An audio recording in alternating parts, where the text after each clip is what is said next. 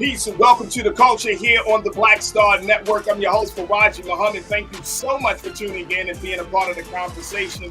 Folks, we got a lot to talk about. First and foremost, let's talk about this online drama around the Dr. King sculpture, The Embrace. How so many people are so critical about this sculpture that it's supposed to be dedicated to the movement for love. I'm going to share with you what one of Dr. King's family members has to say, and he doesn't mince his words. We're going to talk about that. Also, we're talking about holistic healing for the hood. We're going to talk to how one psychologist and counselor is doing her work to make sure that Black people get the necessary mental health services that we deserve. We'll talk a little bit about that. Also, today is National Day of Racial Justice. This is coming from the CEO of the W. Kellogg Foundation, and I'm going to share with you the details about it. And y'all tell me how we can start to work together for racial justice. And then later on, we're going to talk about the anti-white supremacy bill that Sheila Jackson Lee has put forth to Congress. How far will it go? We'll have to see. All of that and more. So stay with us, folks. We got a lot to talk about in today's edition of The Culture here on the Black Star Network. Let's go.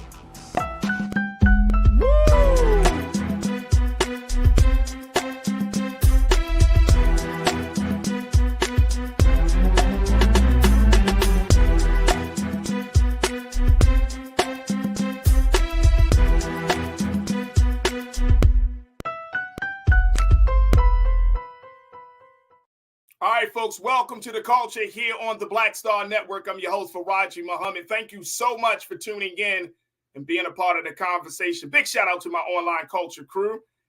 I am so excited to have all of you join us in the conversation as we have these discussions, topical issues that we need to discuss that are relating to where we are and, of course, our culture. Now, today, folks, let's start with the conversation or the criticism that is coming from social media around that statue. Remember that statue I showed y'all last week called The Embrace? This is the statue that's sitting in the Boston Commons in Boston.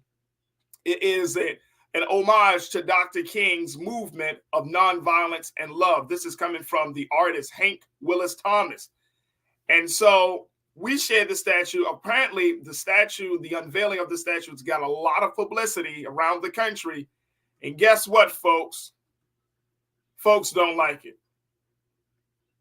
They don't like it at all. Just to remind you what that statue and that sculpture look like, King Keenan, let's put that one up on there, bro. But this is the sculpture of the arms. Dr. King, and it comes from a photo of Dr. King embracing his wife, Coretta Scott King, Mother Coretta Scott King. And this is the statue. Look at this. This is the unveiling here. Boom. Now, this is called The Embrace, folks. This is what happened at the unveiling. And was based on this photo of Dr. King essentially hugging Mother Coretta Scott King during a news conference following the announcement that he had been awarded the Nobel Peace Prize in 1964. She was just so happy for her husband. She was really, really happy. So what the artist did, Hank Willis Thomas, what the artist did was he took that moment, of course, in his artistic expression, did not include the heads or the faces or anything like that, but he wanted to show that moment as a symbol of love.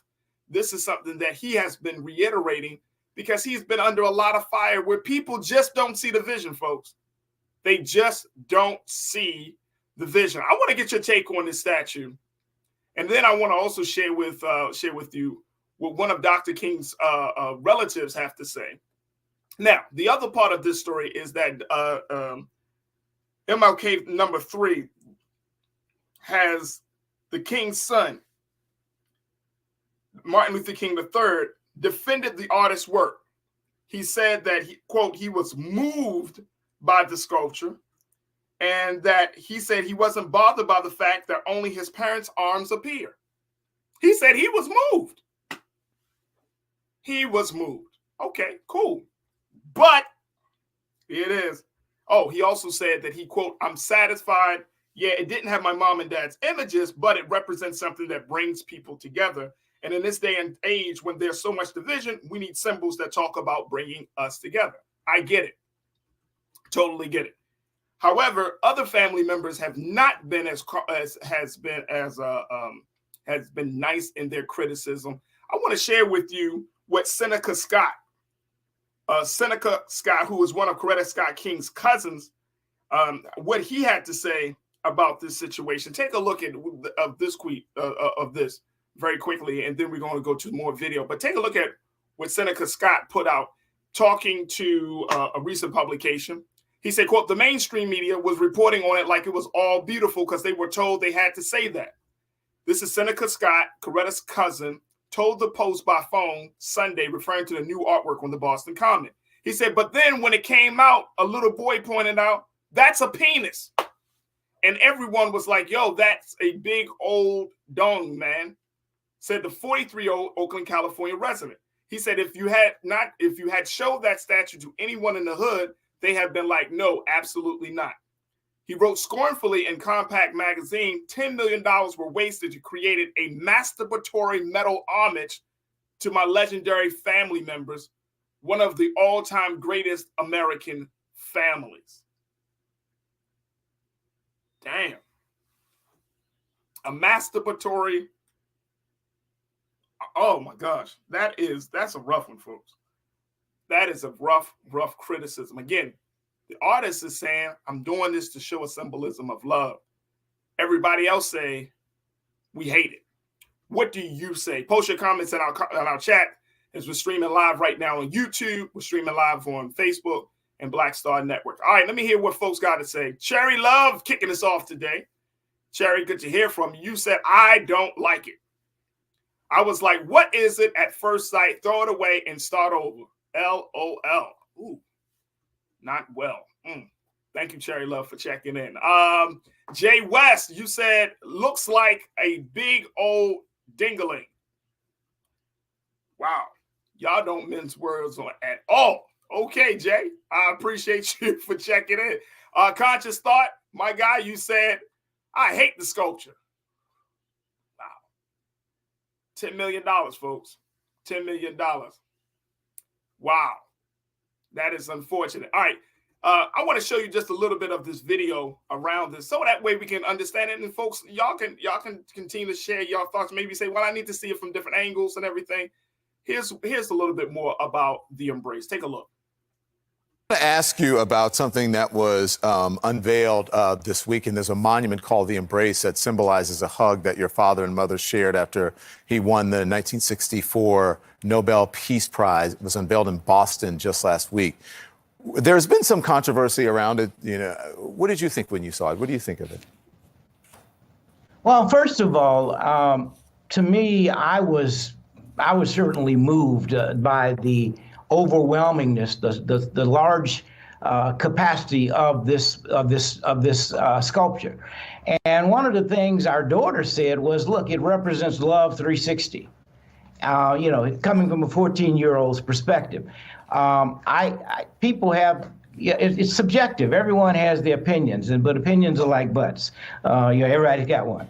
But my issue is, I think that's a huge representation of bringing people together. It's called Embrace, and I think the artist did a great job. I'm satisfied. Yeah, it didn't have my mom and dad's images, but it represents something that brings people together. And in this time of day and age, when there's so much division, we need symbols that talk about bringing us together.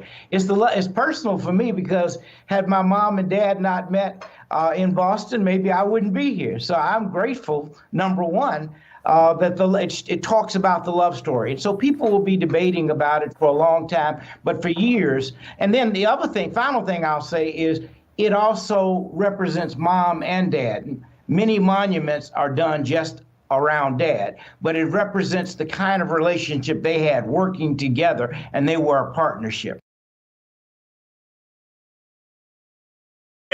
Okay.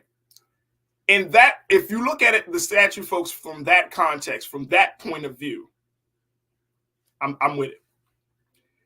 If Mother Coretta and Dr. King met in Boston, they experienced this great love story, right? Then I'm with it. I'm definitely with it, folks. I'm with the whole thing. So I think that to Martin Luther King III's point, yes, I'm totally with it. I'm totally with it.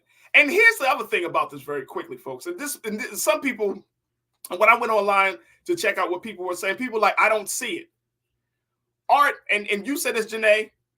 You said, hola, wow. Art, they say art is abstract. Art is abstract. It doesn't have to be literal. It doesn't have to be straightforward. When you look at pieces from Picasso, when you look at, any great artist, right? Hell, when you look at Basquiat was not straightforward art. He's celebrated now many years after his death. He's celebrated. He's a cultural icon, a young Black artist, but his art is not straightforward. No one was really checking for Basquiat until recently, right? Now he's a part of the hip hop community. But art is not straightforward. It can be whatever that artist feels it needs to be. So it could be certainly subjective. So I mean, to that point, of course, Nira is an artist. I know other artists. Folks, art can come through and be expressed in so many different ways. It doesn't have to be straightforward. It doesn't have to be straightforward. Now, your interpretation of what it looks like, that means you just need to shift your interpretation a little bit. All right, I might be wrong with this. I might be wrong. All right, let me get a couple of more comments before we take our next pause. Make sure y'all join us in the chat right now, folks, as we're streaming live on YouTube and Facebook. What's your take around this statue? Seneca Scott, Mother Coretta Scott King's cousin, very, very critical, calling it, what do you say? $10 million were wasted to create a masturbatory metal homage to my legendary family members.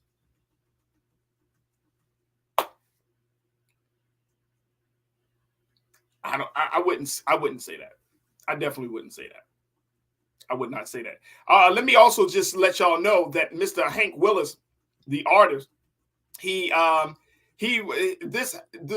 just really quickly, the process was he was chosen in 2019 along with Mass Design Group. This is the company behind the sculpture. Out of 126 submissions, he said that was with so many monuments dedicated to war. He crafted a sculpture that spreads a message of love and reiterates the King's message of nonviolence and solidarity. So does that make anything different? Does that change anything? All right, let's go back to what you got to say, folks. Janelle, my sister, you said if you commission an art piece without specific directions to an artist, you get what you get. Everyone will always have any opinion. Many people didn't like Dr. King, MLK Jr. work. That's in D.C. right now. Right. Some people didn't like that. So that's a great point, Janelle. Some people didn't even like that. Oh, I didn't like the stance that he took and all of that in that particular piece that's in D.C. You're right. You're right. But let me just tell you, because I've worked in art spaces, no one is going to give $10 million to an artist without some particular guidelines, without it going through an approval process, without getting permission and getting it looked at. No one is going to do that. Masters, if somebody's giving $10 million to an artist and an art company to do a work, there are going to be parameters. There are going to be things put in place to ensure that the piece that comes out of that process fits guidelines. Everybody is on board with it. Everybody approve it. This is $10 million, folks, in the middle of a major park in Boston. This is not like some side thing. This is not like a graffiti piece of work. This is a $10 million art piece. So let's not think that this didn't go through a number of different processes. And I think it's easy. Like you said, it's people's art. Fine, you don't get it, you don't get it. But I wouldn't completely say it's a piece of trash. Because once you understand, once somebody does say, hey, these are arms folding in an embrace to show love, I think we can all see that. We got to take a quick pause. Look, I'm going to take a quick pause. When we come back, we're going to have a little bit more conversation, get more thoughts on this, and then we're going to shift gears and talk about holistic healing for the hood. Stay with us. We got a lot to talk about in today's edition of The Culture here on the Black Star Network.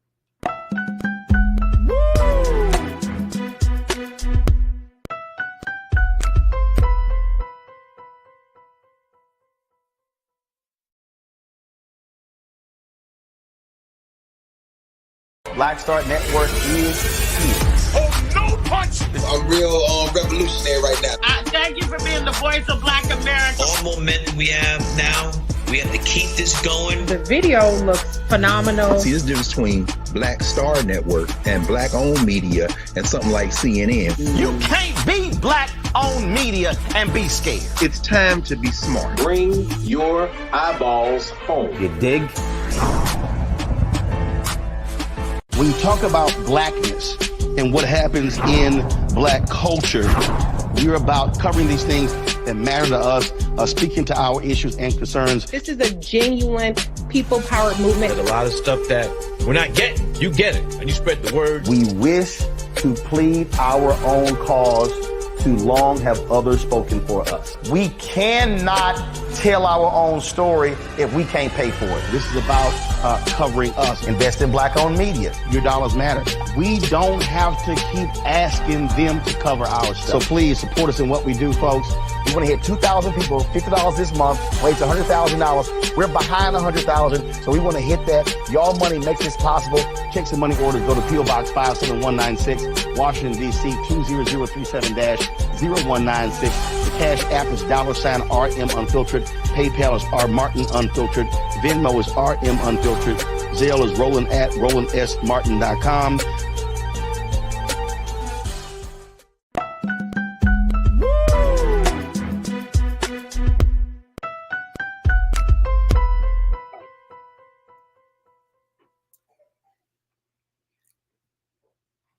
Folks, welcome back to the show. All right, we've been talking about the Embrace. This is the great statue that's been dedicated to to show homage to Dr. King, Mother Coretta Scott King, in the park of Boston Commons.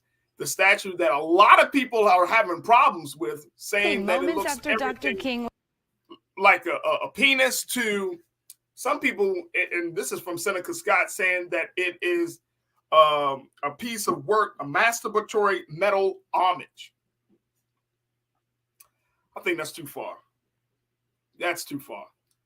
But the statue has been under fire since its unveiling last week, and folks are not happy that this is the symbol of love to represent Dr. King, Mother Coretta Scott King, and the movement of nonviolence. All right, let me get a couple more comments in really quickly. Shalinda, you posted this comment, and I appreciate you, Shalinda. You said, I don't get the millions of dollars that was put into this instead of helping the people like MLK would have done, though.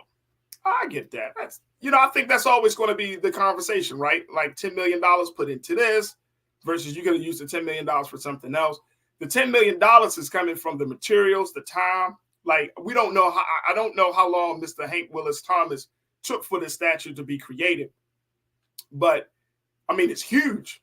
Obviously, it's huge. So there's a lot of time, a lot of details in it. If you really got a chance, and if you're in Boston and you get a chance to kind of go there, I'm sure you'll see the great details from the fingertips to the cuffs of the sleeves. Everything is great detail. But here's my thing on this, Shalinda, not everyone.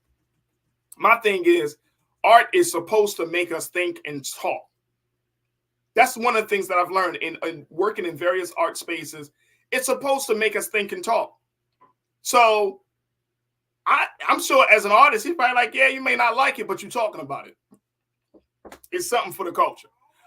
Let's go to Janelle. You also posted, you said, if you look at Hank Willis Thomas at work, he is not known for doing a copy and pasting of images that are readily available in other people's work. His pieces are very provocative. Boom. And maybe he did want to have some sexual overtone, but the fact is the statue is dedicated to Dr. King and Mother Coretta Scott King. So maybe there is this, like, yes, he could show arms embracing, but maybe he wanted to show some level of love making. I don't know. That could have gone through his head. And to your point, Janelle, like, it could have been like that. And I'm glad you brought it up. Like this, again, there were hundreds of other submissions made for this piece, for this commissioning of art. So apparently somebody thought that this was appropriate. Somebody thought that this was thought-provoking. Somebody thought that this was a symbol of love and nonviolence and that this will get people talking. And it's hard for me to believe that Dr. King's family, now, even though Mother Coretta Scott King's cousin wasn't on board with this idea or didn't, quote unquote, approve this, MLK number 3 saw it and said, okay, yeah, let's go for it. I'm sure there's no way in the world you can have a commissioned art piece of this magnitude and no one from the immediate family did not see it before it was built and installed. It's no way in the world that could have happened. No way in the world. So he may not come out and say it, folks, but he probably approved it.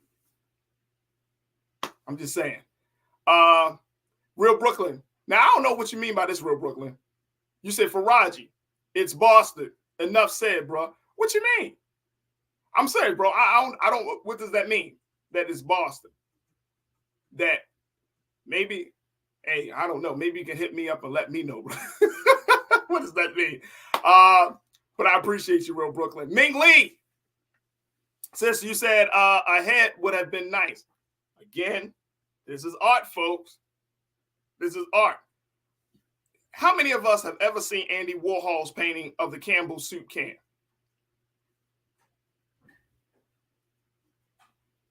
Out of all of the beautiful things in the world that could be, you know, made that you can do artwork around, sunsets, flowers, all the beautiful things, mountains, people, all of the things. Andy Warhol made millions off of doing an art piece around Campbell soup.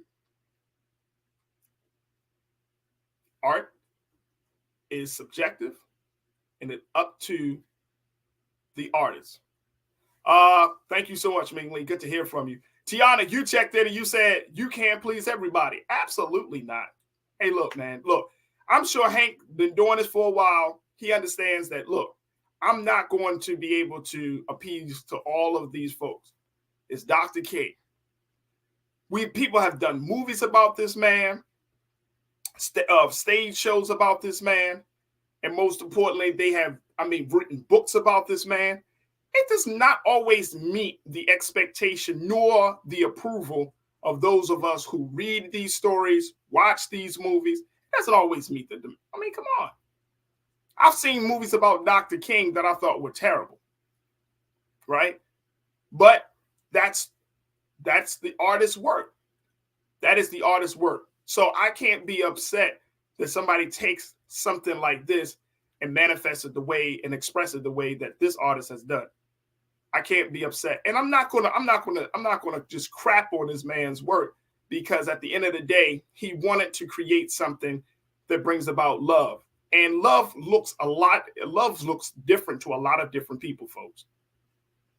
An embrace is a great symbol of love, a close hug, you know. Now, if your mind goes into the gutter and deals with, oh my gosh, this looks like this and look like that, maybe you should check your own thinking before you just impose that on somebody else or impose that on the work of somebody else. Maybe you should check yourself and say, well, why do I think like this?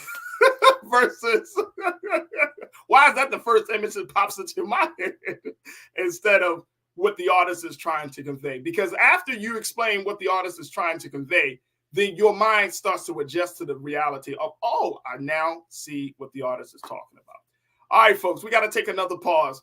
When we come forward, let's shift gears. Let's talk about holistic healing for the hood, why it's important for Black folks to get the mental health services that we need. We're going to be checking in with the CEO, Rachel Johnson, of Holistic Healing for the Hood, and give us some insight on what we can do to keep our minds right. Stay with us. That conversation is up next here on The Culture on the Black Star Network.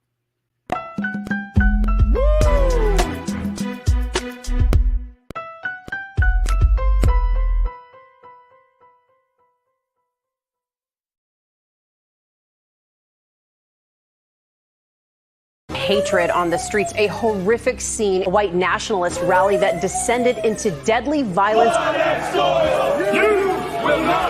White people are losing their damn minds. As an angry pro-Trump mob storms the U.S. Capitol, we've seen We're about to see the rise of what I call white minority resistance. We have seen white folks in this country who simply cannot tolerate black folks voting. I think what we're seeing is the inevitable result of violent denial. This is part of American history. Every time that people of color have made progress, whether real or symbolic, there has been what Carol Anderson at Emory University calls white rage as a backlash. This is the rise of the Proud Boys and the Boogaloo Boys. America, there's going to be more of this. Here's all the Proud Boys, guys. This country is getting increasingly racist in its behaviors and its attitudes because of the fear of white people. The fear that they're taking our jobs, they're taking our resources, they're taking our women. This is white fear.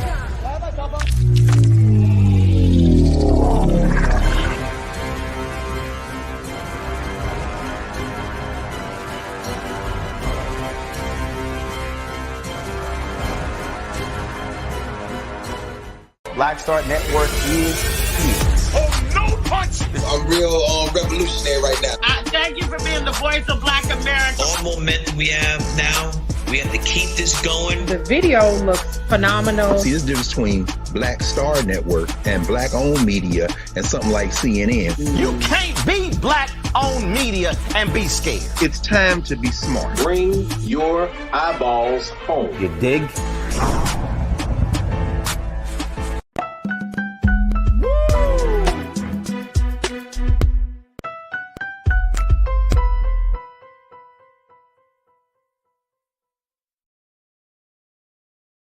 All right, folks, it's time for us now to shift gears from talking about art to talking about mental health and why it's important for us to get the necessary care that we need, especially as Black folks, as we are continuing to undergo great stressors in our experience here in this country, and most importantly, dealing with one another. And so today I wanted to have a conversation about mental health, how one woman is saying that we need mental health services redefined. It needs to be reimagined, especially for those who are living in the hood. So we are happy to have on the airways with us here on The Culture, Rachel Johnson, who serves as the CEO of Holistic Health, for the Hood. Rachel, thank you so much for being with us this afternoon. How are you today? I'm doing well. How are you? I'm good. I am good. All right, Rachel. Let's talk about, first and foremost, your inspiration to even get into this space, because this is not an easy space to be. You're a Black woman. You understand the complexities of being Black in America.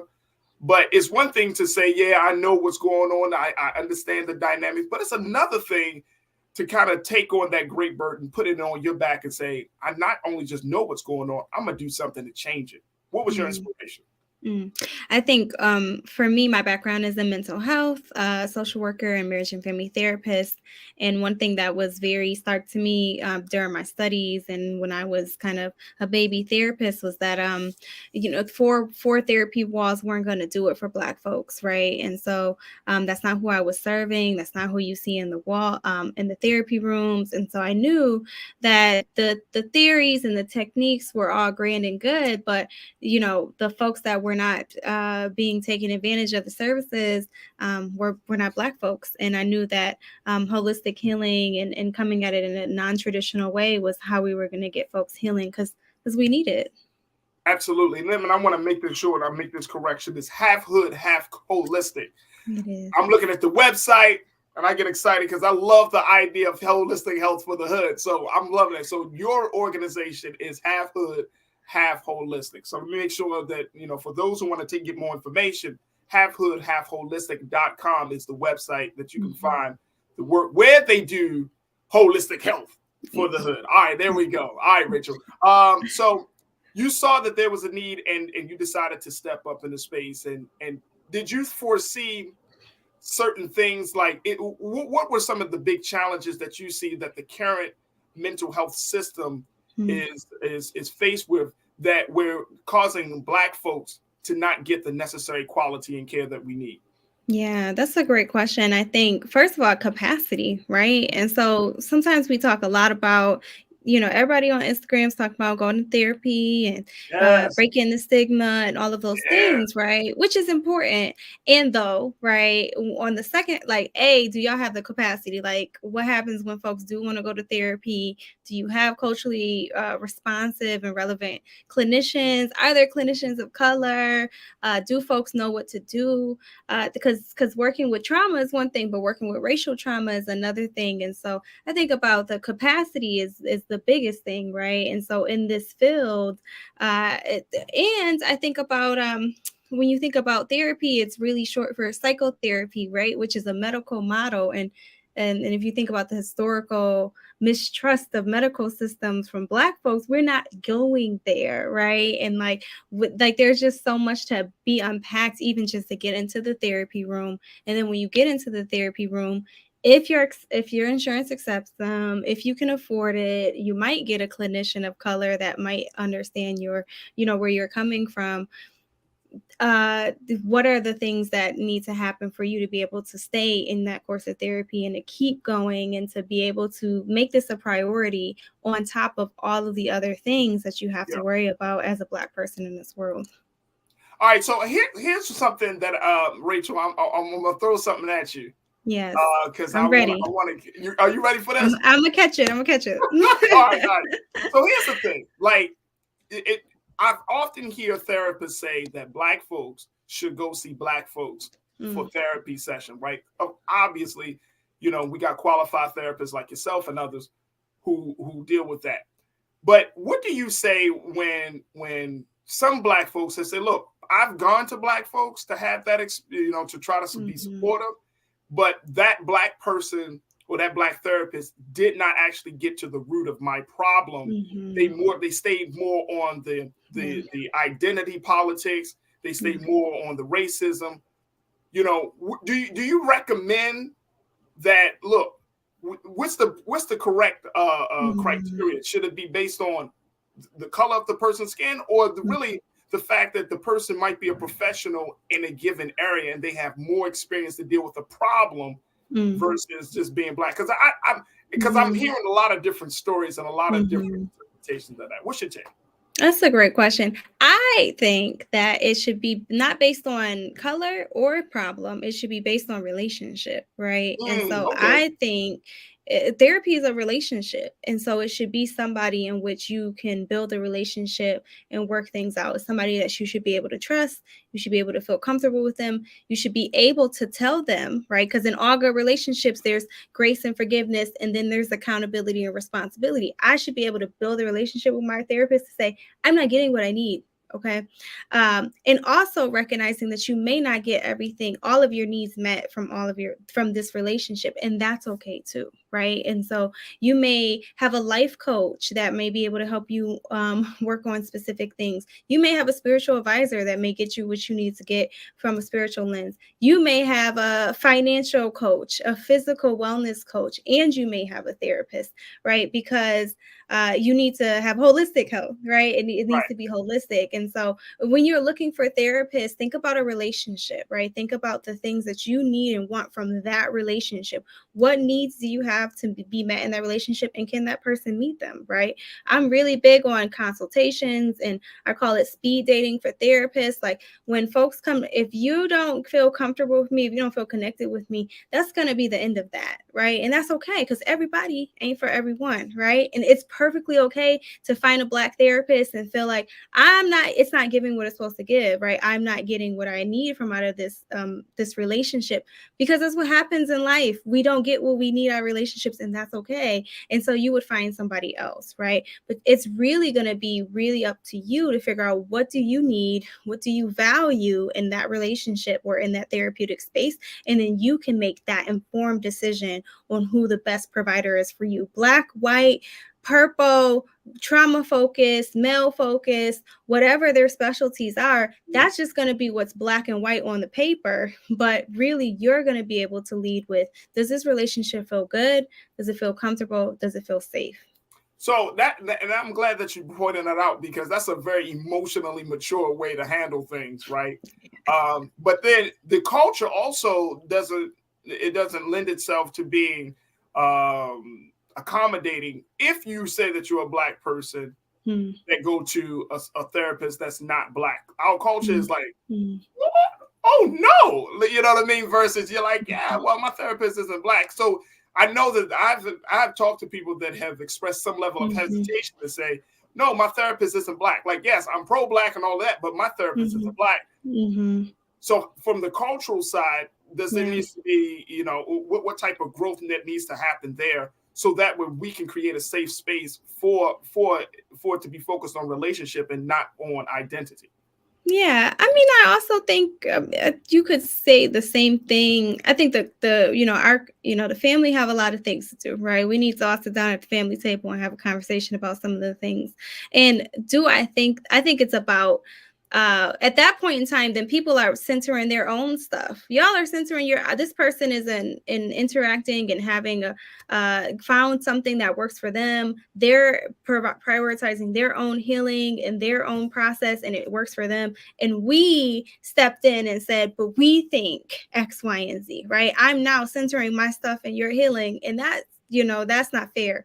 And I think about the ways in which this happens with doctors. And if you patronize businesses that are not Black owned, the reality is that even if all of the therapists that were Black were awesome and great and connected with folks, there's still not enough of us. The capacity is not there. And I would much rather you get connected to somebody that's comfortable, not even depending on the color of their skin, but simply because you're getting the help and the healing that you need, or you're starting that process. That doesn't mean you won't be able to loop back. You may not be able to find that person later on.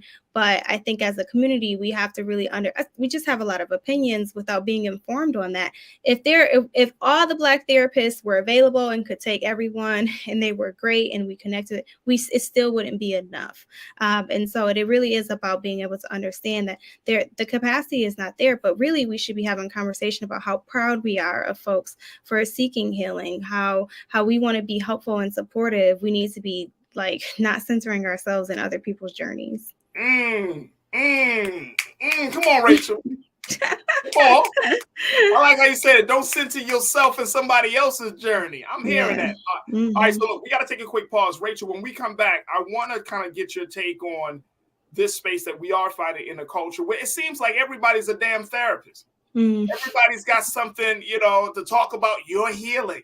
And I'm looking at your website and I'm seeing that you offer an array of services. From everything from intimacy coaching to yoni healing, trauma, healing from trauma. So you cover the gambit in a lot of your services. But in a day and time where everybody on IG, social media, whatnot, everybody got a meme about healing, everybody about trauma, and I'm like, can we go to a licensed professional? Stop basing your life off of a damn meme. So we're going to talk a little bit about that. Plus, folks, I want to get your questions as we're talking to Rachel Johnson of Half Healing. Half hood, half holistic. Yes, my mistake. That's my mistake. Moving too fast, thinking too fast. We're going to get your answer to the questions from our culture crew. So, folks, stay with us. We got a lot to cover here on The Culture, right here on the Black Star Network.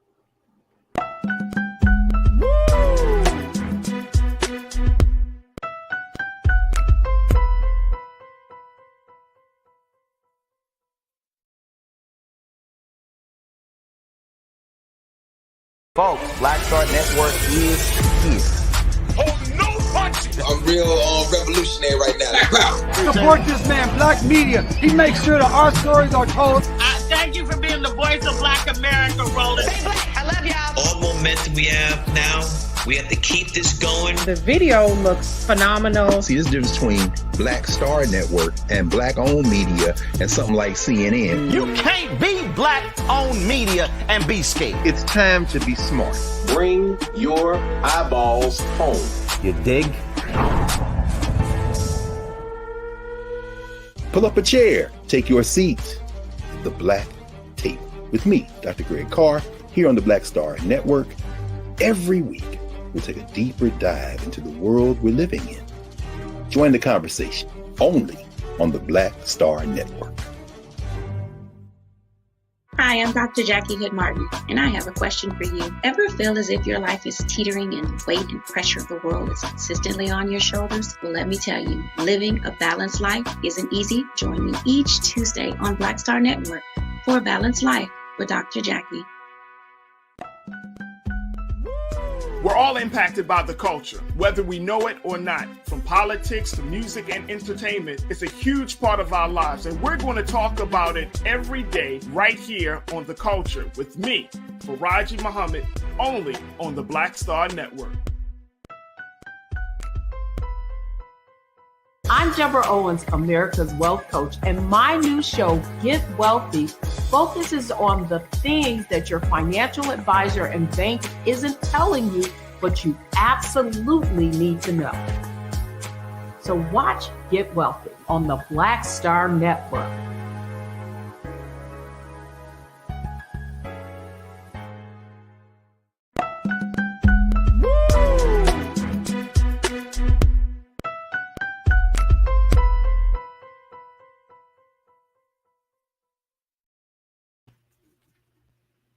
All right, folks, welcome back to the show. We have been talking about mental health services, and we're talking about getting healed, especially when we're talking about holistic healing for the hood. I've been talking to the CEO of Half Hood, Half Holistic, Rachel Johnson, to give us some insight about what we need to determine when you're thinking about getting therapy and other mental health services. And Rachel, again, we thank you so much for being a part of the conversation, a conversation that has really exploded. I would say, Rachel, over these past couple of years, there have been more conversation about mental health and healing. First and foremost, I want to get your take on that. When you're seeing it, are we having these conversations the right way? Because everybody, years ago, and this is one of the things that one of my my online culture crew has brought up, and I think this is a great point. Shalinda said, back in the day, therapists were called the crazy people's doctor, which detoured most from seeking out the help that was needed, that costed generations to go without mental healing that was passed. And I'm in total agreement. I'm a baby of the 80s and the 90s, you know what I mean? Growing up in that era. But are we having the right conversation about mental health right now, especially among Black folks and especially among the next generation of Black folks? Actually, I think we're starting to have the right I think having a conversation, your last segment was about starting a conversation, right? Being able to, it doesn't matter whether or not people agree with it, at least we're talking about it, right? And I think this is a conversation that we have shied away from at the family dinner table for several years and several generations, right? As previously mentioned, there's a lot of history and context that says we're not going to talk about this, that we're not going to have a conversation about mental health. And I think in this day and age, although folks are still not quite informed, or it is being glossed over with maybe some tweets and some memes, it's a conversation people are having. It's a conversation parents are having. It's a conversation that young people are having. It's a conversation that churches are having. You just see folks, and people are still hesitant because maybe we're not saying the right words, or maybe we're not talking about the right concept. People are still struggling to define mental health. Right. I think we need to start there, but we're having the conversation so that people can be corrected, or you can feel like, okay, well, let me ask this question. And so I think just like every movement, it had to start in this sticky situation. We're all just trying to wade through a water because there was not a path forged around mental health before this. And so we're all trying to figure out, what does that look like and what does that mean for us? We were intentionally left out of the conversation for mental health for several years. And so now that we're having our own, whether it's right or wrong, at least we're having it. So I remember Charlemagne the God, he had he put out a couple of books around his struggles with mental health, right? Yes. And I remember doing an interview with him couple of years ago, to talk about that book.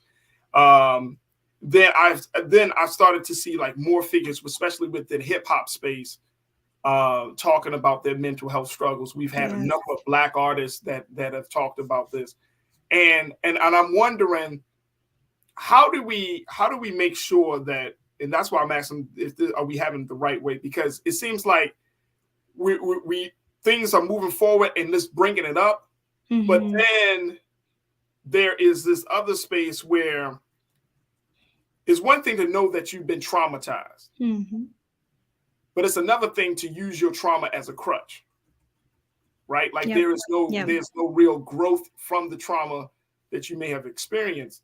And I'm seeing that especially between a lot of like, intimate domestic relationships, whether it's male, female, whatnot, that some people have used their trauma as a crutch. So I'm wondering, how do we like make sense of this? How do we make sure that as we're having these conversations and as we might personally be going through some healing process, that this trauma doesn't take on a life of its own where it's used as a crutch or it's just a talking point in the culture? I think that's an important conversation. I think the biggest thing is that, like, I see some folks in the comments saying, folks need to be able to do their work to have the conversation, right? Like, I need to be aware of my own stuff, my own traumas, and my own, because the way that I see somebody else's journey may be clouded by that. I think it's hard to have a conversation. First of all, I think trauma is just like a piece of mental health, right? And I think that's why it's important to really understand. I think a lot of people just tend to look at it just from that vantage point, like trauma is mental health. Right. Yeah, that's why I think that the conversation has to be expanded. Like, everybody has mental health, right? That does not mean everybody has trauma, right? Everybody has, just like we have physical health, we all have mental health, right? And you either do things to help your mental health, just like you kind of do things to help your physical health, or you do things not to help your physical health or mental health, right? Like them hot Cheetos you're not supposed to be eating, or the gym you're supposed to be going to, or the water you're supposed to be drinking, right? The same very much happens. The breathing and the meditation and the negative self-talk, those are the things that kind of help or hinder your mental health. And then there are things that you cannot control, right? And so you get in a car accident that hurts your physical health. You have a traumatic situation that hurts your mental health, right? And how you navigate that. Do you then go to physical therapy and work on the things that help your body? Do you then go to mental health therapy, right? And so I think about the ways we really have to be very intentional about the way we have a conversation about mental health, because if we're not all having the same conversation, right? And so, as you eloquently pointed out, some people just think about trauma.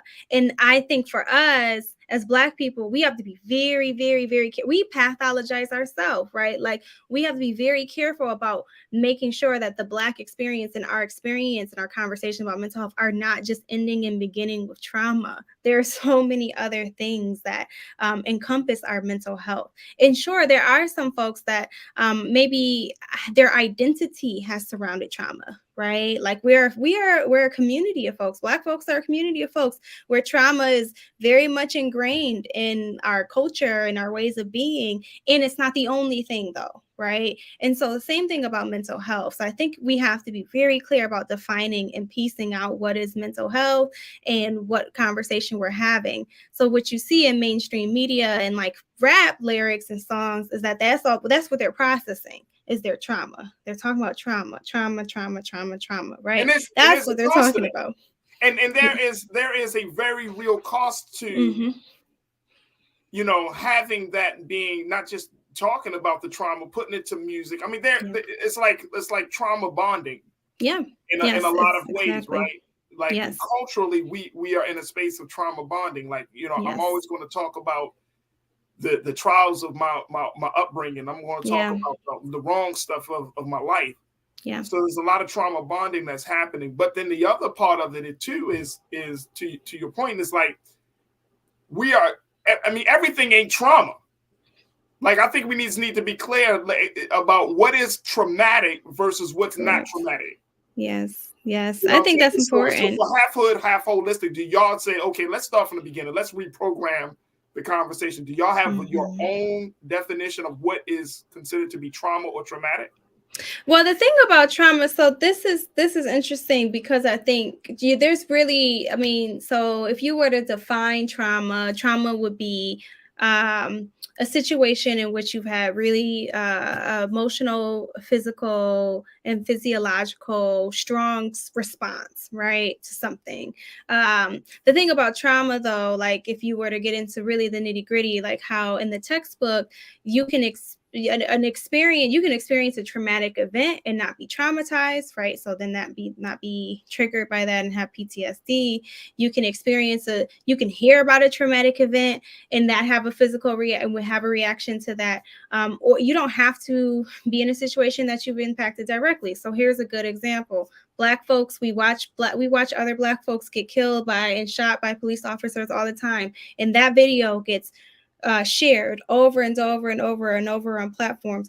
That could be very traumatic to me. That could be traumatizing to me. So in order to define trauma, or for me to define what's traumatic for you and versus you defining what's traumatic for me, I think that's not even the conversation we need to be having, because depending on your chemicals and nature, the environment that you grow up in, some things may be traumatic to you, other things may not, right? Some of y'all are from the streets of New York City. The things that y'all are desensitized to or that don't impact you is very different than the things that somebody in the suburbs may have an impact with.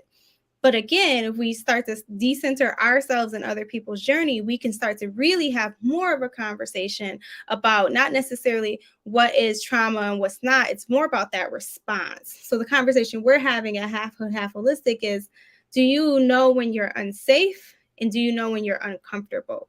Because our thresholds are enmeshed.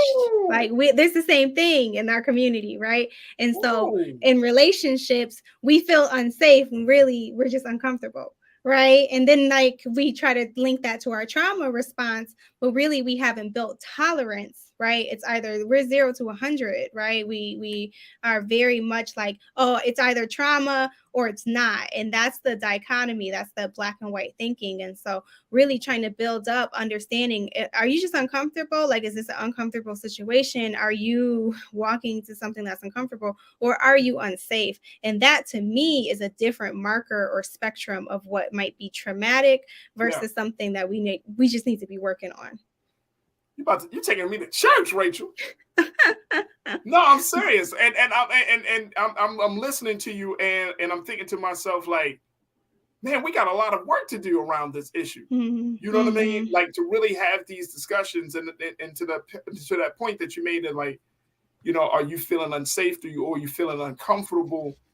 You know, sometimes we do feel both of those things, and then we try to justify it, right? In our heads, based upon the person, the moment, the situation. And, you know, some people would even attach those feelings to love. Absolutely. Oh, well, you know what I mean? Like, oh, well, I must be in love because I'm crazy about him. You know what I mean? That's like, right. And it's like, that is unhealthy, you know? And we got to take another pause. But when we come back, and I'm just loving this whole discussion. I want to talk about, you know, how do we have taken this from the individual to the community, you know, talking to our family and friends about this. What can we do if we find that some of our family and friends are really in need of mental health services? And more importantly, how to, for the culture, you know, we can't like self-diagnose. Like I'm thinking, and that's the culture that we live in. Everybody is in a self-diagnosed place.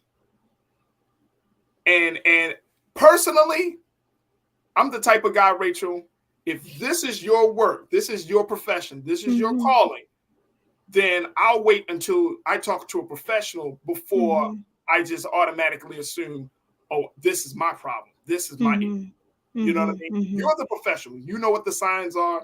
You know what the symptoms are. You know what to look for and what not to look for.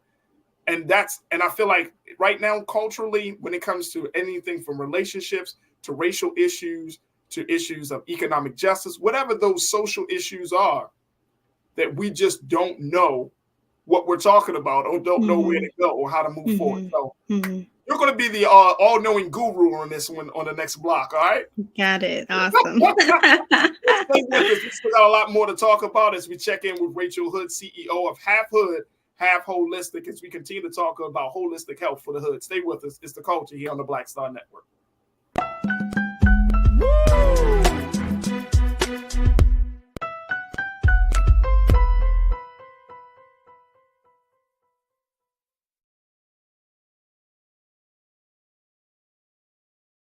Pull up a chair, take your seat. The Black Tape with me, Dr. Greg Carr, here on the Black Star Network. Every week, we'll take a deeper dive into the world we're living in. Join the conversation only on the Black Star Network. Black Star Network is here. Oh, no punch! I'm real revolutionary right now. Thank you for being the voice of Black America. All momentum we have now, we have to keep this going. The video looks phenomenal. See, there's a difference between Black Star Network and Black-owned media and something like CNN. You can't be Black-owned media and be scared. It's time to be smart. Bring your eyeballs home. You dig?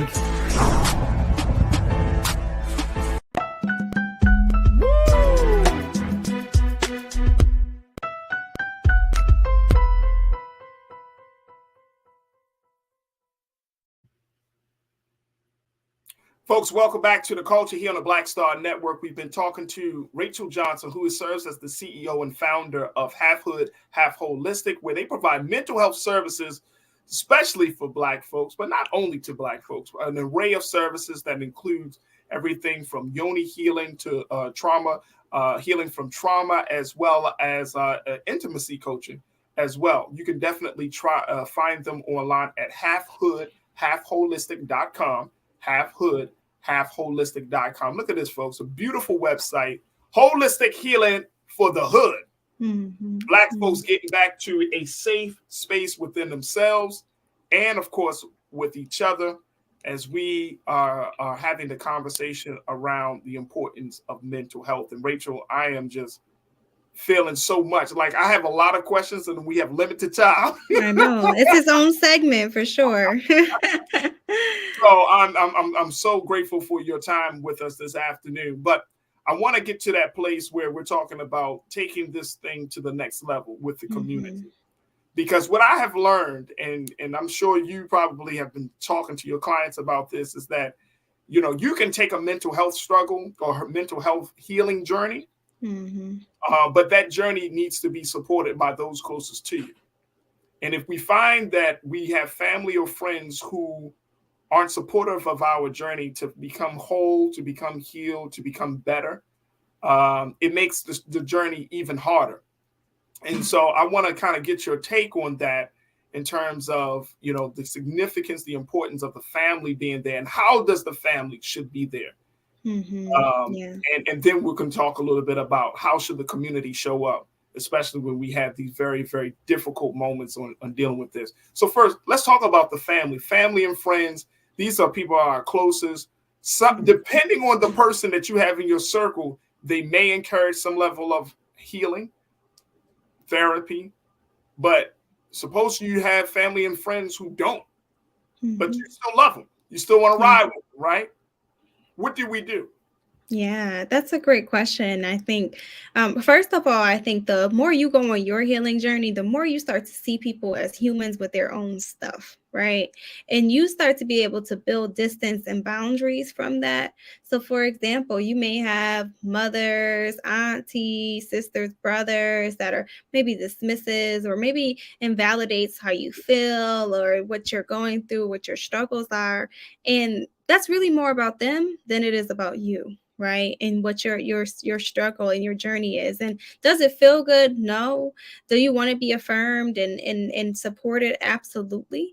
But really, for you as an individual, if you feel like you're struggling, you need some support, you know what's going on, you're the expert of you and your own kind of emotions and your own journey and your own path. And boundary work is healing work. Right. So the first thing is.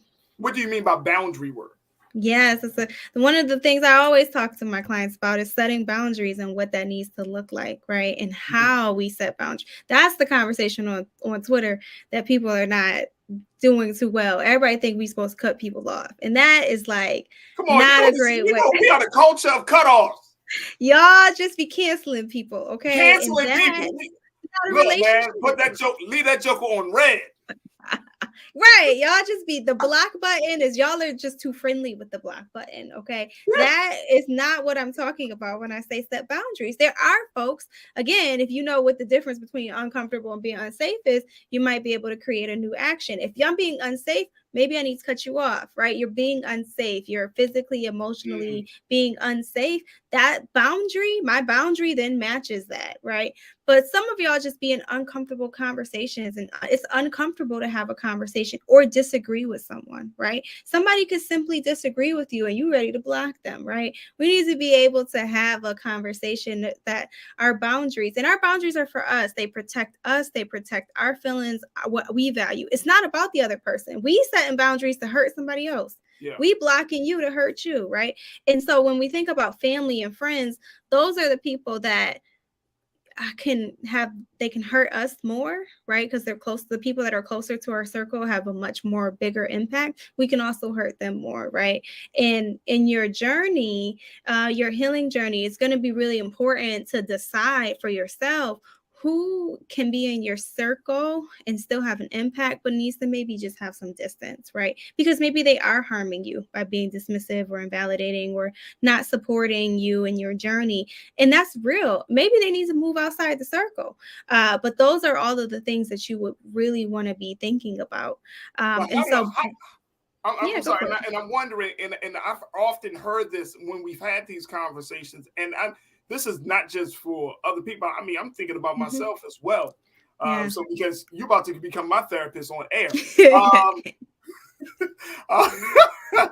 But some people really do have a problem with boundaries, right? Yes. Like trying to establish boundaries, trying to set boundaries, right? You know, and I'm not saying this doesn't happen for men, obviously, but I've heard a lot more women talking about, you know, certain guys coming into their life, certain partners coming into their life, potential partners, and you know, the games that we see from the social media side of things to the text messaging, and just to having that level of access to an individual, to a woman in particular, a Black woman in particular, that could be very challenging for a sister to really set those boundaries, especially if she got her heart with this one partner and the heart next to it, you know.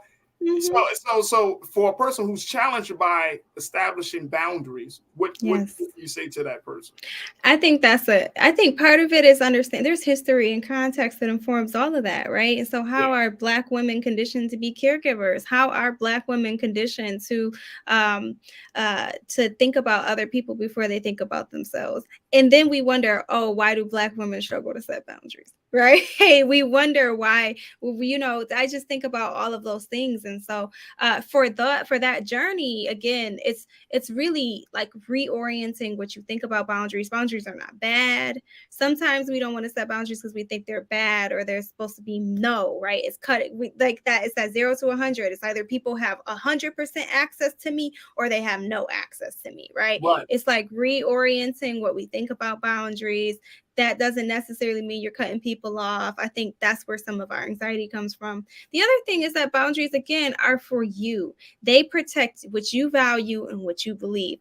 Boundaries are the act of alignment, right? And so if I say I want X, Y, and Z, and that I value X, Y, and Z, then boundaries are my aligning with that. Right. And so if I say I want a relationship that's respectful and caring and reciprocal, then my boundary needs to mirror that. Right. That means I can't accept anything less than what I said. It's about me. It ain't got nothing to do with that person. Right. What's your boundaries with yourself? And so when you become very clear about what you value in relationships, what you believe about relationships, what you believe about yourself, right? We do a lot of work around self-love. Then you will be able to implement boundaries better. Sometimes we just set boundaries and don't know why. You can't communicate a boundary if you don't understand why you're setting it. Sometimes we don't know. We just have boundaries. We're not just supposed to have boundaries. Those boundaries are supposed to be tied back to who you are and what you believe. And if you don't know who you are and what you believe, then that's why you will have a hard time setting boundaries. And so again, that exploration, when I say boundary work is healing work, I mean, imagine the flex. When I know who I am and what I believe and what I value, it becomes easy to set boundaries around those things. Absolutely. Johnson's checked in. Johnson's, you say boundaries. This online therapy session is so helpful. Thanks. Laughing emojis and black hearts. That is so funny. Absolutely. Absolutely. All right. So let's talk a little bit about the community side of things. Like I mentioned earlier, where, you know, we are seeing in our culture where there's the space of self-diagnosis, where people are, you know, they've shared these memes and all of this stuff. And I'm just thinking to myself, like, is this even helpful or is it harmful for us to have conversations about, it could be deep-seated stuff, and try to, you know, capsize it into a social media post, right? Or have a reel about certain things. Like, are we opening ourselves up for all types of, you know, misguidance? I think that's a great question. Professional like yourself. You know, and so, you know, one of the non-traditional pieces about half hood, half holistic is that we're community based. We're born out of community, because one thing that Black folks shouldn't do is heal alone, because we didn't get hurt alone, right? And so, like, community is so important in that, in accessibility. So one of the reasons why I would say I'm a proponent of things like social media, the reels, the memes, and why we work so hard on our own social media platform is because, listen, and I have a workbook, like we have workbooks, we got all types of stuff in the world, because I want folks to have access to this information, even if it is just that Twitter post, even if it is just that meme, even if it is just that reel, because that's going to be your entryway to get where you need to go, right? Accessibility is really important, because we can sit here all day and say, go to therapy. But as we just said, finding a therapist, affording a therapist, matching with a therapist that works for us, that stuff's not accessible, right? And so the reality is that that healing can come in many ways, right? Come get the healing, whatever. Our slogan is come for the vibes, stay for the healing, right? Come because it was funny, right? It's a funny meme. We host these things. I would love to invite you all to. Every month we host tribe check-ins. First Sunday of every month. It's free, it's no cost, it's virtual. We talk about different topics, and it's literally you don't have to ask who all gonna be there. It's gonna be us, right? It's come for the vibes, stay for the healing, because that you might go through that and say, this is what I need. You might go to this live over here and say, this is what I need. It's those nuggets of information that you can incorporate. You can do a level of self-healing, but it really, I think for us, it's like healing in community. And that, I think, is why social media is so prevalent for folks, is because although you might be reading the tweet by yourself, there's a community. It's the community that feels that, right? Like when you retweet that meme, or when you like that post or whatever, it's like, it's this affirmation that I'm not alone, and that people do understand me, and people do like get me, and that there are words for what I'm thinking or feeling. And are those the correct words? Hey, I don't know who created these words. We can be talking about that all day. But what's important for me is that you have a level of healing that comes out of that. And so I think about community and accessibility is what grounds the work of half hood, half holistic, right? It's saying that you can show up as your whole self, show up as your Cardi B self and your Solange self, whatever, bring them both to therapy, right? You don't have to know the terms. You don't have to, right? I don't need you to know. That's what I'm here for, right? I don't need you to know whether or not this is correct, or this is correct, or this is the diagnosis. To me, is what are we going to do to heal that, right? Like heal that. Like, what are we going to do? And so I'm not a person that likes to judge or be judgmental on people's pathways to healing, because as long as the end result is healing, I don't care how you got here. That's fact. Rachel, we got a moment left, and I want to just ask, can I borrow your brilliance and insight for a few more moments? Because we got to take a quick pause, but when we come back, today is the National Day of Racial Healing. And so because of the work that you're doing, you know, I think that it would be just appropriate for us to get some take from you as to turn in understanding. We just got finished celebrating Dr. King weekend. We're in a brand new year. But guess what? Black folks, it's still a lot of sadness about being Black in America.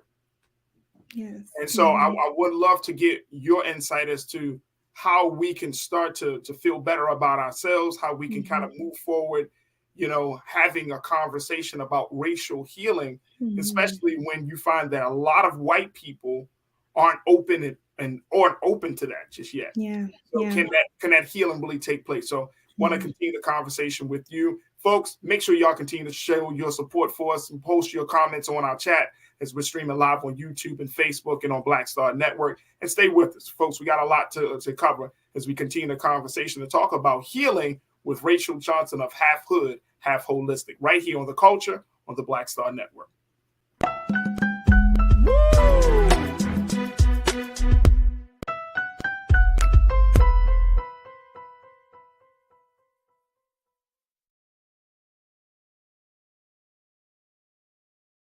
I'm Deborah Owens, America's Wealth Coach, and my new show, Get Wealthy, focuses on the things that your financial advisor and bank isn't telling you, but you absolutely need to know.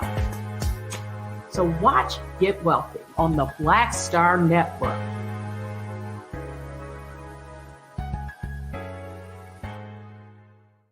Black Star Network is here. I'm real revolutionary right now. Thank you for being the voice of Black America. All momentum we have now, we have to keep this going. The video looks phenomenal. See, there's a difference between Black Star Network and black-owned media and something like CNN. You can't be black-owned media and be scared. It's time to be smart. Bring your eyeballs home. You dig?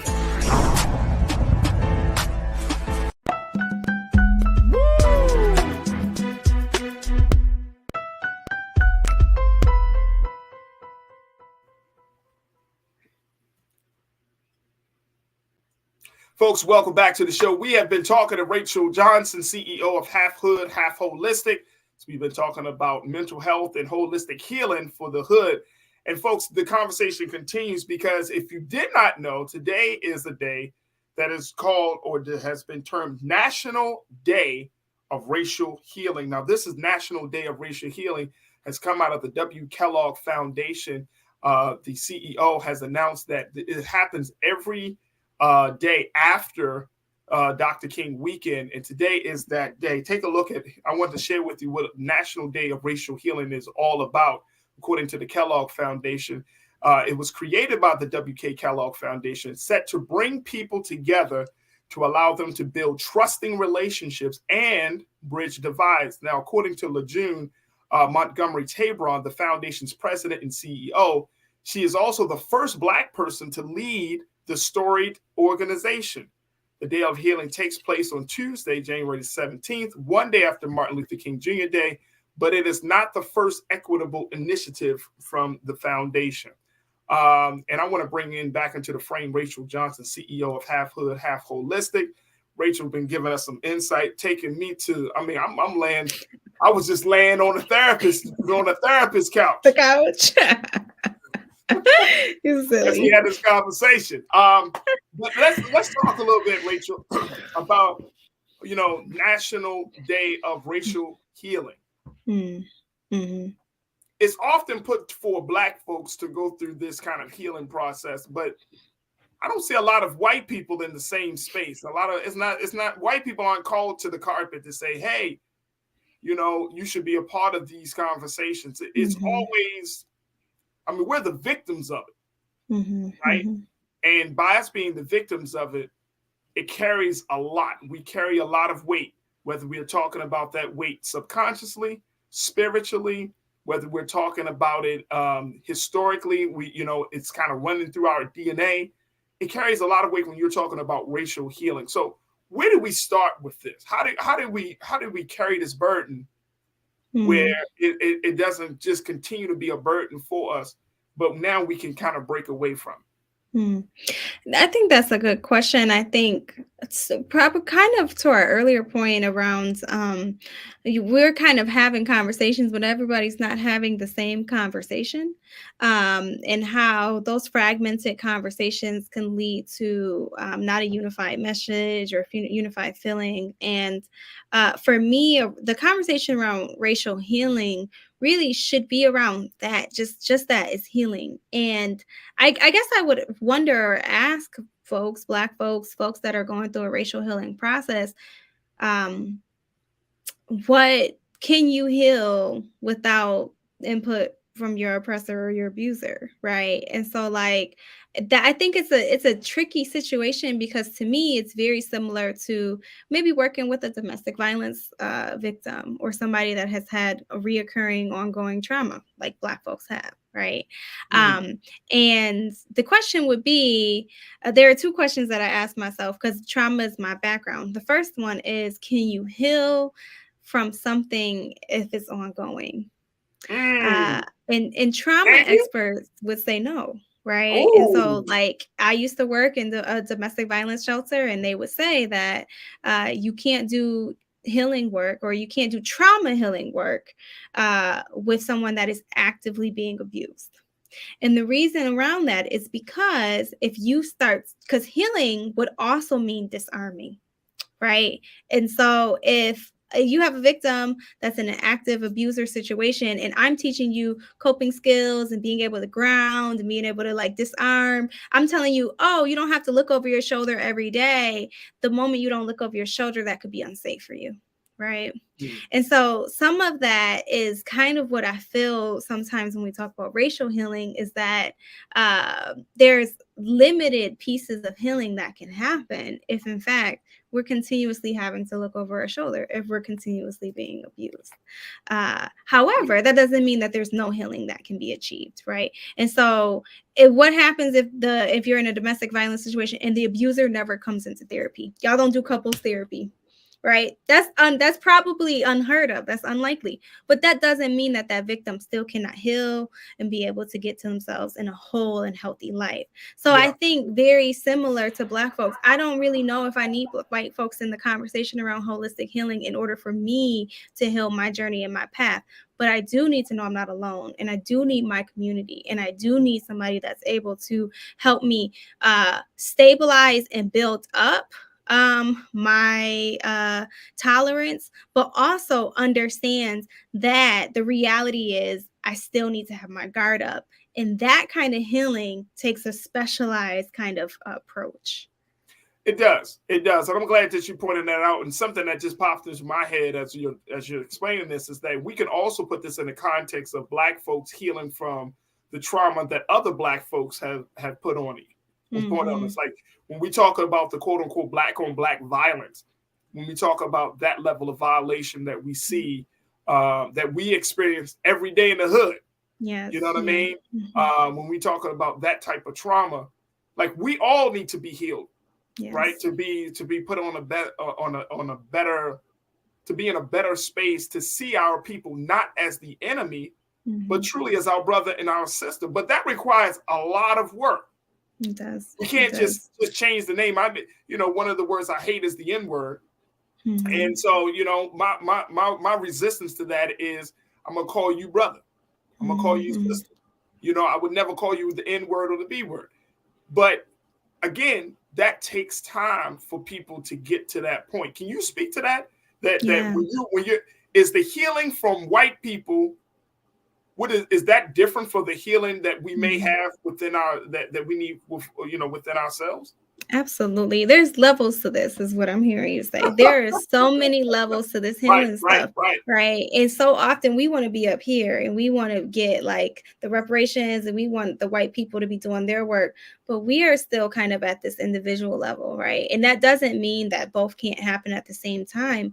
But what you're talking, there's an individual level, there's this community level, and then there's like the society level. And society level is when white folks will potentially be a part of that conversation. But we got some healing to do in our own community, like the Black community, the family. This is what I like to call, like, there's some conversations at the dinner table we need to be having, and guests don't need to be a part of that conversation just yet. And we can't even have a conversation at the dinner table before we start inviting people into the house, right? But before I can have that conversation at the dinner table, I need to have the conversation with myself. I need to know what I'm talking about. I need to be able to practice that. And so I think there is very much levels to this. It's about humanizing myself, loving myself. It's about building that up. It's humanizing those in my community. It's being able to set boundaries and hold people accountable. Like, we're not really there yet, right, as a community. And I certainly think that there are levels to this, and community I would call that community trauma is what you're talking about. Is some of that gun and gang violence, some of that domestic violence. There are large rates of bullying and cyberbullying. There's so much that's happening kind of within our community that racial healing really would start with humanizing and respecting us as each other as humans. And we're not quite there yet, right? But that's where we have the power. Right. And so like we could change that. Like we could work as a community, as a family, and it's a lot of work, but we could heal that. Right. We want to kind of not really focus on what we need to be doing as a family. And we would like to put our energy into trying to get other folks to come in and do things. So I think our pathway to racial healing really starts with ourselves. Be cliche, the man in the mirror. I think so too. I think so too. You know, I mean, I'm saying from the individual self, like I know that, you know, I can't stand as the moral authority when I know for sure that I have damaged someone or, you know, I've damaged myself. You know, I know that in like Muslim prayers, you know, you ask God for forgiveness for the pain and the hurt that you do to yourself first. And then you extend that to, you know, please forgive me for the pain and the hurt that I've caused other people, which also opens the question that one of our online culture crew members has. He's a pastor, Damon Blissett. Damon asked the question, Farajii asked, as a pastor, how should I approach these issues as a spiritual counselor? Great question, Damon. Rachel, how should he take that approach? That's a wonderful question. First of all, I think, you know, it's so great to see so many spiritual leaders that are in the way up to, we're talking about mental health right now. And I think it's, you know, again, holistic health includes spiritual health. It includes mental health, not one or the other. Sometimes the conversation for so long have been pray about it, right? Or like, you know, one or the other, like fix this. And they're not competing. They're really all encompassing, right? And I open and leave space in my sessions with my clients to be able to process that and vice versa. But if you're a spiritual leader, there are plenty of ways in which you can get connected.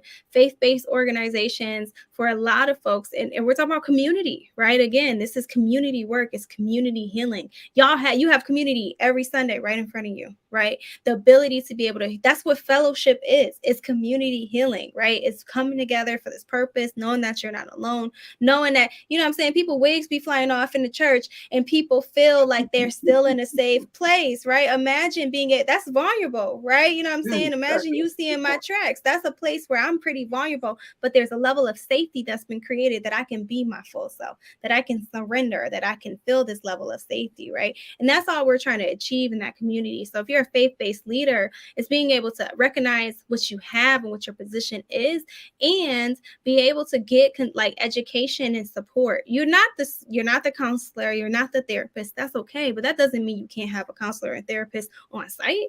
That doesn't mean you can't have somebody speaking. We do groups at church. Like if you want to engage, Black men aren't coming to therapy. They're not coming to coping skills one-on-one, but they're coming to that men's group at church, right? And so can one of your men's group sessions be around mental health? We have a mental health first aid curriculum. I'll come to you. I'll come train whoever wants to be trained in mental health first aid to be able to have those conversations, to understand that, have some workshops, some community-based things, a mental health day of action. The more you can talk about it as a leader, any leader in the Black community, but particularly a spiritual leader, the more folks will gravitate towards that, the more they will feel destigmatized, the more they will feel seen and heard, and the more that you can help your folks be holistic in their healing, right? That doesn't dismiss their spirituality.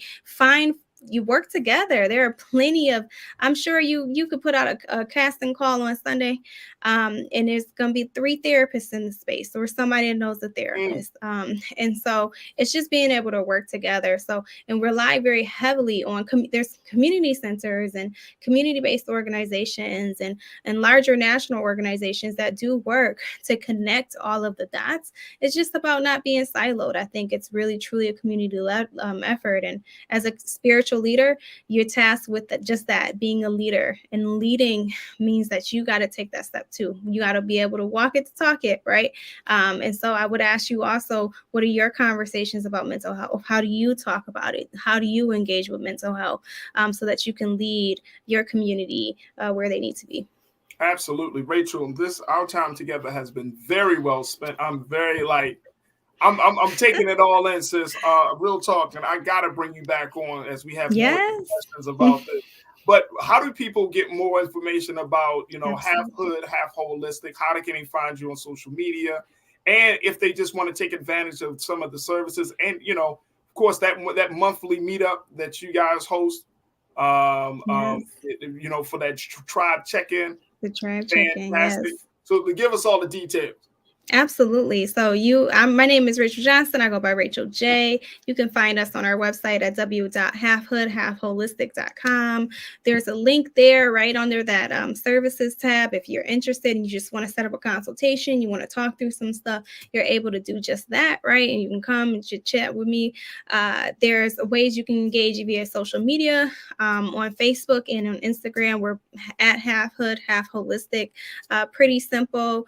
You can engage whatever way that makes sense with you. You can engage through our comments, our likes. We have events. We do social wellness events, retreats, lives. I have a workbook called the Self-Love Workbook for Black women. So there's, again, any way that you can get in. Come for the vibes, stay for the healing. So hopefully you all can connect. You can also send me an email if anybody's interested in furthering the conversation, trainings, having me speak, and any other engagements.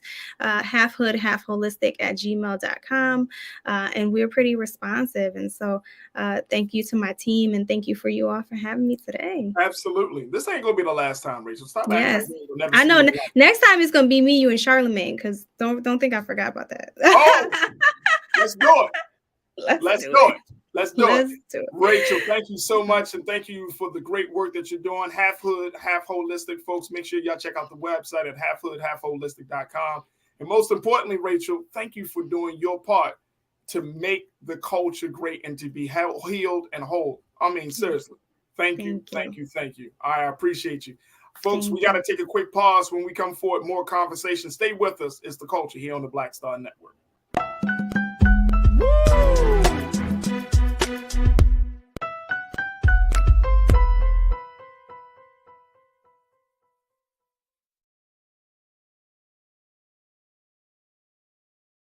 Black Star Network is here. Oh, no punch! I'm real revolutionary right now.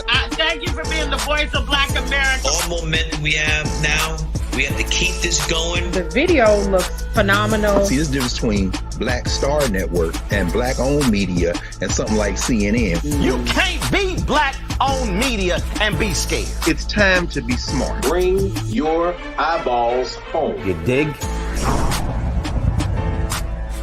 When you talk about blackness and what happens in Black culture, you're about covering these things that matter to us, speaking to our issues and concerns. This is a genuine people-powered movement. There's a lot of stuff that we're not getting. You get it, and you spread the word. We wish to plead our own cause. Too long have others spoken for us. We cannot tell our own story if we can't pay for it. This is about covering us. Invest in Black-owned media. Your dollars matter. We don't have to keep asking them to cover our stuff. So please support us in what we do, folks. We want to hit 2,000 people, $50 this month, raise $100,000. We're behind 100,000, so we want to hit that. Y'all money makes this possible. Checks and money orders go to P.O. Box 57196, Washington, D.C. 20037-0196. The Cash App is $RM Unfiltered. PayPal is R Martin Unfiltered. Venmo is RM Unfiltered. Zelle is Roland at RolandSMartin.com.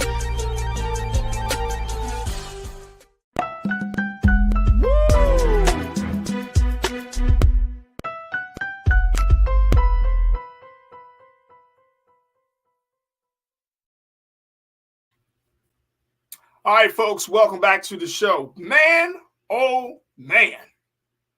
Folks, I really hope that you enjoyed that conversation. Excuse me. I really hope that you enjoyed that conversation that we had with Rachel Johnson, CEO of Half Hood, Half Holistic. Man, oh, man. I'm telling you, folks, I'm going to bring my sister back so we can continue the conversations about mental health services. And we got a few moments left. And I wanted to kind of get any additional feedback about this, because, just spending a little extra time on this piece, especially around this conversation around racial healing. There is so much that needs to be said about this piece, right? And one of the big things that I think that we should look at, and I know that there's a couple of you, and I saw, some questions that we didn't get a chance to pose to Rachel, but Ming Lee, I know you brought up a couple of comments about, police killings. How do we heal from that? The knowledge that the oppressor doesn't, when the oppressor doesn't heal with you, and doesn't acknowledge the damage that he or she may have caused you, how do you heal from that? These are very big questions, very big questions. And this is why I think it's important for us to have an even more in-depth conversation about mental health and wellness, especially for Black folks. And we celebrated Dr. King weekend just this past weekend. And all of those things that Dr. King put out there for us to consider should be thought of as the start for this country to get into a better healing space. But you gotta want it. You really, really have to want to be healed. And I'm not just talking about just being Black in America. I'm talking about individually. Each one of us should be in a space, folks, where we're saying to ourselves, you know what? I'm tired of being a certain way. I'm tired for, being this way in my personal relationships, in my professional relationships. I want to be healed. And I know for me personally, I've gone through some things that, that have shaken me to the core of who I am. But at some point, you got to say enough is enough. You got to say enough is enough. Like, I want to get into a better space. I want to be healed. I want to be whole again. And so, I think it's important that we understand that the conversation around racial healing, I'm not worried about white people. I'm worried about us. At this point, I'm worried about how we relate to one another, because we see each other each and every day. Our children go to school with each other. Our communities are rooted in our connectedness that we have with one another. And we are part of that inextricable link, that chain. And we are links in this chain where we can't run away from who we are and the experience that we have had. So I am truly, truly thankful to Rachel, the work that Half Hood, Half Holistic is doing to reimagine the conversation and the work, the effort to make sure that we get into a better place, because we need it, folks. We absolutely need it. All right, let me just share this very quickly for a trending topic. And if you did not know, as we close out today's show, so this is award season. And here on The Culture, we always like to take moments to highlight the big awards and really the artists that are just so amazing for the culture. So we've certainly talked about the Golden Globes with Aunt Angela winning one of the big awards that night. Well, folks, y'all remember the movie The Woman King? Y'all remember that? Y'all know what I'm talking about. The Viola Davis film where she played the warrior leader. The Woman King finally gets the win it deserves, according to the 2023 African American Film Critics Association award ceremony. Yes, folks, the Woman King has shown up. And this is why it's important for us to, when we have these conversations about racial healing, when we have these conversations about how do we make sure that we're seen, we're heard, we just create our own. This is Black Folks 101. How to be Black in America when white systems, white spaces have shun you out. Guess what Black folks do? We open up our own spaces. We celebrate our own selves. So I want to give a big shout out to the 2023 African American Film Critics Association for giving the award to the Woman King. It's a powerful award that they have just bestowed on our sister and to the wonderful cast. Take a look at this, folks. This is also, if you can see, Woman King, Black Panther, Will Smith. This is Black folks, man. This is Black folks. So big shout out to them. And, when we have these conversations about, what do we do? I will never forget the saying, and I'm not quite sure who said it. That's the crazy part. But this is the saying, the best way to defeat white supremacy, y'all should know than rest. is through Black excellence. I'm going to say that once again, folks. The best way for us to defeat white supremacy is through Black excellence. So if we can see our own excellence, if we can recognize that, if we can truly, truly embrace that, then guess what's going to happen? We're going to create a whole different space, a new reality for ourselves. And it will be a more safe space, a more secure space, a more loving space for who we are and what we bring to the table. I'm tired of begging. I'm tired of asking folks to do right by us. All we need to do is create our own reality. So big shout out to the winners for the 2023 African American Film Critics Association Awards. Big shout out to Will Smith and to Black Panther and to the cast of Woman King. Well deserved. So big shout out to all of them. All right, folks. I appreciate each and every one of y'all for checking in. Tomorrow on the show, I wanted to hold this conversation because I think it deserves a much bigger conversation. Tomorrow, we're going to be checking in with my sister Suzette Speaks, and I want to have a discussion around Sheila Jackson Lee's bill, the anti-white supremacy bill. Yes, folks. Let me tell you something. Black folks are powerful, powerful folk. Sheila Jackson Lee. She is doing the great work. She's also has been leading she's one of those folks who have been leading the charge around the issue of reparations. And y'all know that is an ongoing situation there. But she has this anti-white supremacy bill that she's introduced to combat white supremacy, not just in Texas, but across the country. And tomorrow, I want us to have a very big conversation about that. I did not want to put that at the end of the show. I want us to dive deep into this because we might just have to start dealing with these long-standing systemic values as a political issue. Y'all catch me? We might have to look at these long-standing systemic values as a political issue and then start to hit it from that perspective versus just saying that, this bill comes out of a white supremacy space. No, let's hit white supremacy in the mouth and just create a whole bill around just a simple idea of it. And I think this is a very, very powerful step that we could possibly take to look at the issues. If we could take a look at banging white supremacy in the mouth, do you know how much that can essentially break down into other industries, into other spaces? So I want to have a bigger conversation. And so I'm looking forward to having that discussion with my sister Suzette Speaks and others tomorrow here on the show. All right, folks, make sure y'all do your due diligence because these conversations would not happen if it wasn't for your support. So go to our website today, blackstarnetwork.com, where you can find all of the latest news and information. And we are streaming like crazy. We have a number of streams that are up and running right now where you can find information about celebrating our beloved leader, Dr. Martin Luther King, to all of the past shows from The Culture to Roland Martin Unfiltered to Get Wealthy and all of the dynamic programming that we have on this network. So go to blackstarnetwork.com, do your due diligence, download the app for free, subscribe to us on all of those social media platforms, particularly YouTube and Facebook and across the board. And most importantly, let's continue to support Black media like Black media has never been here before. And we got some great things. I'm telling you.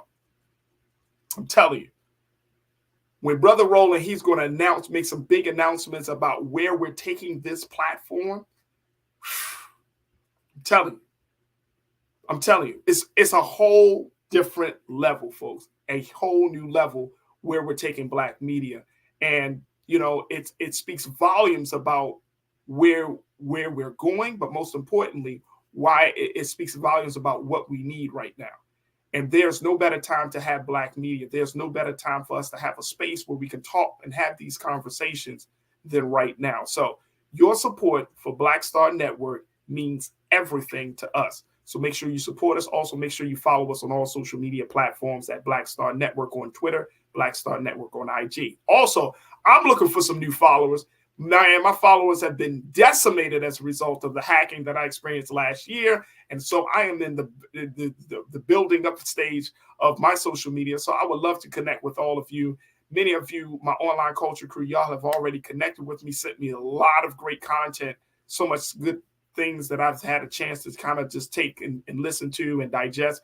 So trust and believe me, this is all beautiful. I love the fact that we have a community. My brother, Marcus Johnson, he checked in with me yesterday, left me a beautiful message and saying, look, man, I love what you're doing with the online culture crew. I love the community that you're building. And that is the space, and that's exactly what we're trying to do. We're taking all of this good energy, we're taking the momentum, we're taking the excitement around these conversations, and let's continue to move forward with it.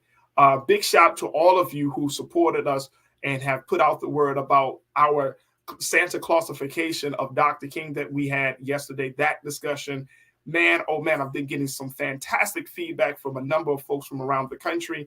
If you did not get a chance to listen to what was said yesterday and how we broke down why it's important for us to look at the real history of Dr. King beyond 1963 to all the way up until the 1968, where he was deemed to be one of the most hated Black men in America, and why his stance on Vietnam put him in that place.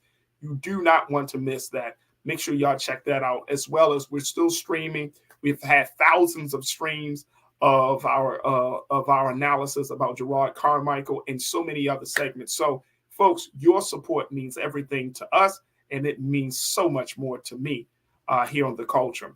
All right, that's going to do it for me. I thank each and every one of you for tuning in. Make sure you stay tuned. Up next is Roland Martin Unfiltered. As always, never be afraid to challenge what's wrong. Stand for what's right while being yourself in the process. God willing, we'll talk tomorrow for another exciting edition of The Culture right here on the Black Star Network. Have a great afternoon. Peace.